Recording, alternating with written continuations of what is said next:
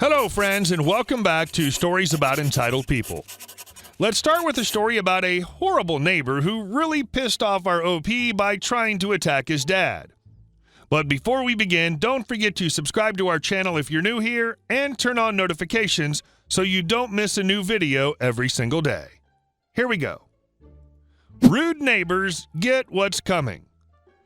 The neighbor next door is an a-hole. We used to get along till he threatened my dad. It all started when he stole my sign for my home business that I had a right to put up on my lawn according to HOA. I didn't know it was him at first, but my dad saw it in their garage a few days later. He went over to ask him for it back instead of just sneaking into his garage to get it back, what I would do.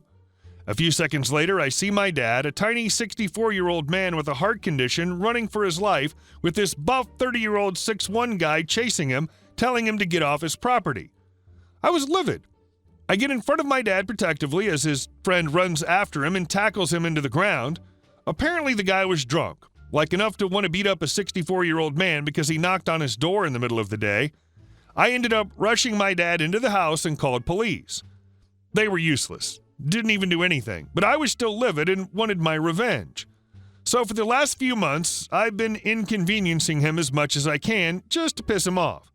This is a few of the things I've done. Usually, we wait till morning or night to run our sprinklers. We were kind enough to water their grass as well as our own on our shared side and also mow the grass on our shared side. I've started to run the sprinklers every time he has his garage open so his stuff gets wet. I also make sure that I mow the lawn afterwards so that way all the excess grass gets stuck to his truck or on the side of his pavement.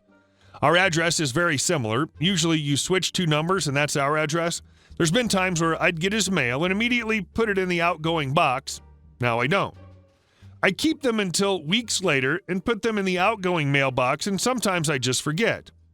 This resulted in him being late on a few payments. I know because I also received a final bill for a bill I knew I forgot to give them. We have a strict rule about leaving a car in front of the street for more than 2 days. So after 2 days, I call HOA and he gets a warning, which later escalates to a ticket, which only increases. This resulted in him being ticketed a few times. I know because I saw the sign posted on his car. We also have a strict noise pollution law in our subdivision, which they constantly break every weekend. Usually I let it slide because, hey, it's Saturday, but not anymore. I complain every time and usually the cops show up and shut it down or they tell them to quiet down. They also tend to park right in front of my house, blocking us in, which I didn't care about because usually I had nothing to do on Saturdays, but not anymore. Now, if someone's blocking us in and I know it's one of their friends, I call the non-emergency line, and since my neighbor's a cop, they send him over to get them to move their cars. If it's their car, I call the tow company, and they once had to pay to get their car unhinged. They never did that again. Man, they were really PO'd when I called the police on them. But even the police said I should just let them handle it since the last time we tried to handle it ourselves, we were chased out and threatened. This is the best way of pissing someone off. Most people will tell you to do proper in-your-face stuff like exit his house or set his car on fire. This, however, is genius, and I applaud you. And our next story. Owner tells me to bake, so I bake. I used to work for a large Canadian fast food chain who shall not be named that's known for coffee, called Tim Hortons. The specific store I worked at had incredible turnover, still does many years later, so because I stayed the longest, being 2 months, and managed to learn generally what to do, since we didn't get any training, I was put on the floor at a register and told good luck. I was promoted to baker. Not a horrible position. Didn't have to deal with customers much, was on my own in the back, could listen to music and make whatever food I wanted, regardless of the time. It was actually pretty great. The workers, the ones that stayed, were all friendly and great to talk to. Some customers were, but most weren't, which always made things a drag. It amazes me how upset people get when their coffee isn't done at least 5 minutes before getting into the store. Anyway, the owner was an absolute B-word. I've gotten severely burned by the coffee machine dumping brewing coffee all over me, which was a known problem with said machine. And the only concern she had for me was my shirt not being tucked in. I, like everyone else, hated her with a burning, no pun intended, passion. The final straw came when she came in one day while I was baking away and she started to show me how to do it properly. Mind you, I was making things up as I went because I didn't get trained for this either. Fine, I appreciated it. However, I'm not sure what I did wrong, but over the course of an hour, I was called useless, worthless, and a moron. Being 16 at the time and very shy, I was in shock and didn't say much to it. Eventually, thankfully, she went back out front and left me to my own devices. Later that evening, I just cleaned out the glaze tray, which the glaze and tray are supposed to be changed and cleaned daily, which is more weekly there. One of the new people came in and told me Karen, the owner, wanted me to make some donut which required the glaze. I asked how many were out there, and there were enough, and since I was leaving within an hour and had far too much work to do, I said no and continued. Oh boy, wrong idea. Karen came storming in and told me, if I tell you to do something, you do it. Now make donuts now or you're not leaving. So I did, pretty angry that she talked to me like that, but whatever. After coming out of her office, she said the most glorious thing that to this day I'm so happy she said, "You're a baker. All you do is bake." And bake I did. Needless to say, my resignation was given the next day. Apparently, she called my parents and told them that I had to come in and was very upset when my mom told her I was at school, which is true. The manager on duty was confused that I didn't know that I was taken off the schedule, and since I'd handed my 2 weeks in before she said that I can safely say I haven't been fired. I later found out from a friend who'd gotten me hired that Karen came to him within the week and said, and I quote, "Yeah, so I had to fire Name. He baked like over 100 bagels last night, among other things, and we had to throw it all out. You told me to bake, Karen, so I baked." Edit. I get that it's a bit confusing. And to clarify, I gave my 2 weeks notice before being told I was fired, so technically I wasn't fired. Edit 2. Some of you probably think I said her name is Karen, as that's what these kinds of people are called, but no, ironically, her name is actually Karen. And our last story. How one missent text dismantled an entire sorority hierarchy. I was a member of a PHA sorority in college at a large Midwestern university. My group of friends and I were not exactly the sorority type, but we had a great time hanging out. Sorority life is pretty boring for the most part until my junior year when the executive board consisted of all the girls that didn't like my friends and I. They didn't like that we went to towny bars.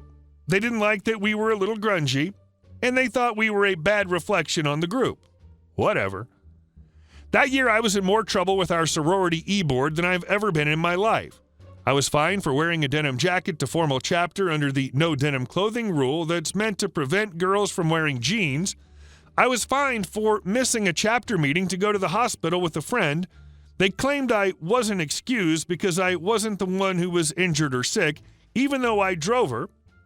I was fined for drinking at formal, later taken back because I was over 21, etc. It became pretty clear they were trying to wear us down and make life so miserable that we would quit.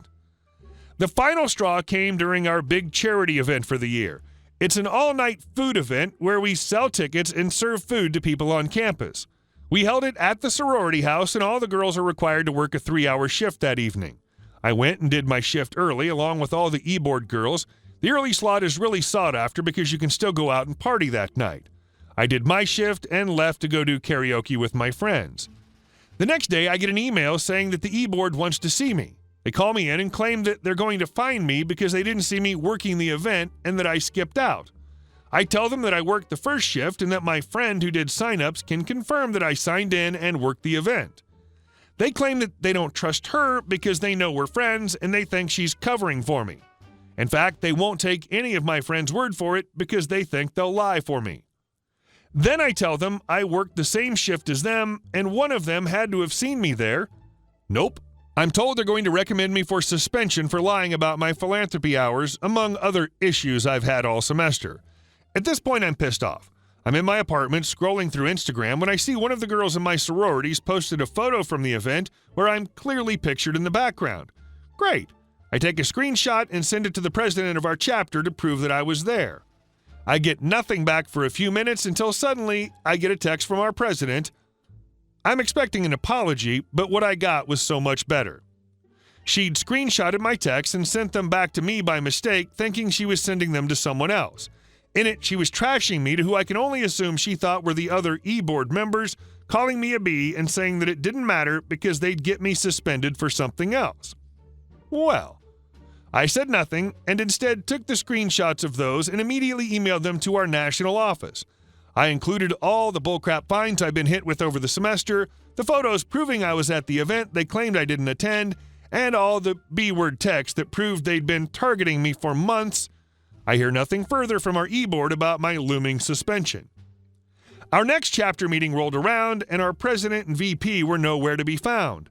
Our national office sent in a few representatives and told everyone they were conducting interviews into some allegations about bullying and targeted harassment.